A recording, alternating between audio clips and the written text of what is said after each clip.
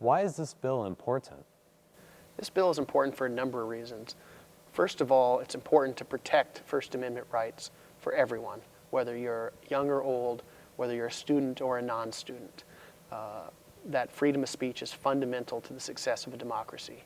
A second reason the bill is important is because it promotes civic education. Students need to learn about their rights and responsibilities as citizens, and there's no better way to learn than to put those into practice at the high school and college level. I want this bill to accomplish a number of things. Number one, I want us to have a society with greater debate, greater sharing of ideas, where everybody has free expression and freedom of the press. We have a better, healthier democracy and a better society when that happens. Secondly, I want young people to be educated about their rights and responsibilities, where they come from, how to exercise them. And if we are not allowing them to learn through experience, we're restricting their ability to have the most effective learning opportunities. How are civics and journalism intertwined? I see journalism as the application of civics.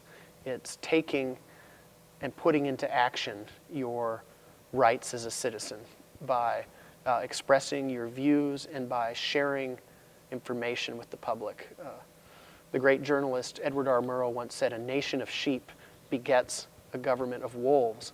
And as a journalist, he recognized that relationship between educating the public and having an informed public and having an accountable government.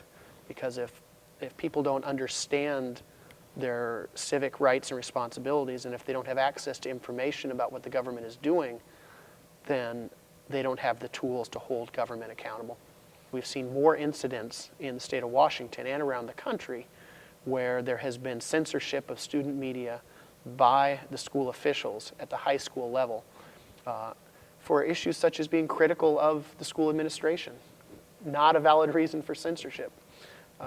And I think that there seems to be a comfort level more so at the college level, perhaps because of the age of the students.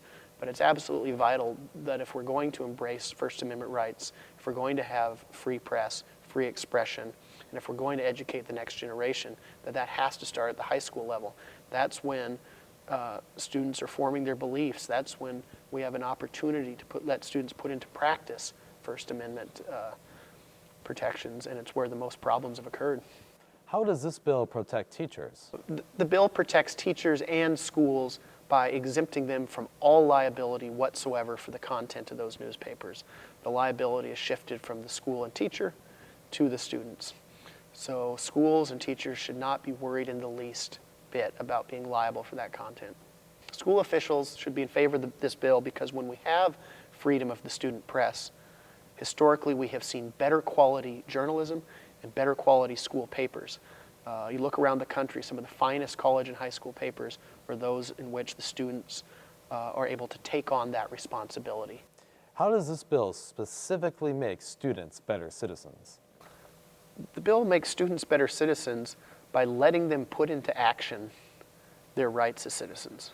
And by doing so, they are learning about those rights and responsibilities, and they're learning through practice how to exercise those rights and responsibilities. And we need that in the next generation. The Knight Foundation report showed that 49% of high school students thought it was okay for the government to censor the news. And it showed a lack of appreciation for First Amendment rights.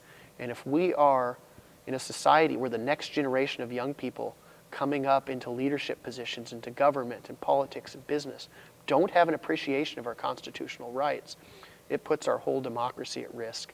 And this is a way to help ensure that that next generation has an appreciation and knows how to apply those rights and freedoms.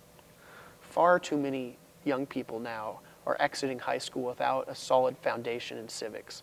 Far too many young people don't understand their rights and responsibilities, where they came from, how to exercise them. When you have more young people who can name the winner of American Idol than the Speaker of the U.S. House of Representatives, you have a problem. When you have 2/3 or more of young people who don't quite know how they feel about the First Amendment, we have a problem. The Constitution doesn't say you have freedom of the press and freedom of speech unless you're a student. It doesn't say you have freedom of press and freedom of speech unless you're young. those are fundamental rights at the core of a democracy and a free society.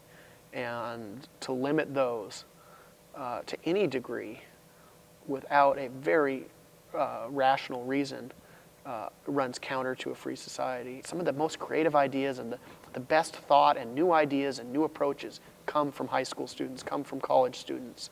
Those are laboratories for democracy and for learning and for new ideas. And so students should seize upon the freedoms they have and use them responsibly, but definitely use them.